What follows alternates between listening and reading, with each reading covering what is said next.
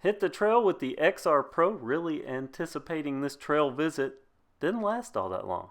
As a matter of fact, it was so fast, it beat the record set by the Pacific Evolution for 10 seconds on the trail. You may recall the Pacific Evolution's video.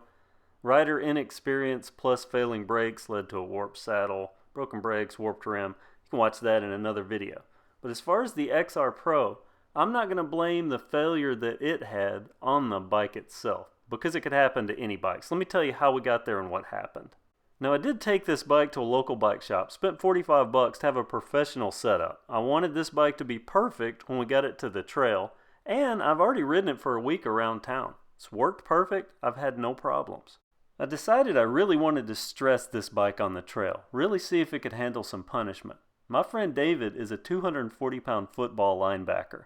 He's also been riding every day for the past month and a half, practicing bunny hops, hitting trails. His skills really improved, and he could do more on this bike than I can do. So this would really give it a test. Plus, he's been mentioning this bike every day. I know he's got his eye on it, and he's probably going to end up with one. So what better way to tell if he's going to like it than to let him ride it? Before we hit the trail, we did ride around town for about 5 miles. He was practicing bunny hops on it, said it performed considerably better than his Schwinn Boundary. Again, I think he's going to end up with one of these bikes. All that said, don't get on the shame wagon for the XR-Pro. A component failure is not indicative of the bike quality. I've seen this exact same failure happen to some really expensive bikes, some of which on the first time they're ridden. After 5 miles on the road, we hit the trail, and to get onto Wildwood, you have to ride up this slightly steep incline. It's very short, but it's rooty and rocky, and cars are parked in the way, so you can't really get a run and go at it. Minimal speed, you have to pedal up this. This is as far as we got, pedaling up this. At the top, I heard a pop and a couple of choice words from David. I instantly knew what the results were going to be. It was a broken chain. Now, they didn't use the cheapest chain they could find for this bike. They used a KMC. So it's just a simple component failure. That could happen to any bike.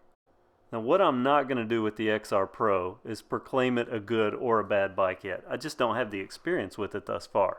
But that doesn't mean I can't get it, because that's the beauty of a Walmart bike. You have 90 days. If something breaks, you can take it back.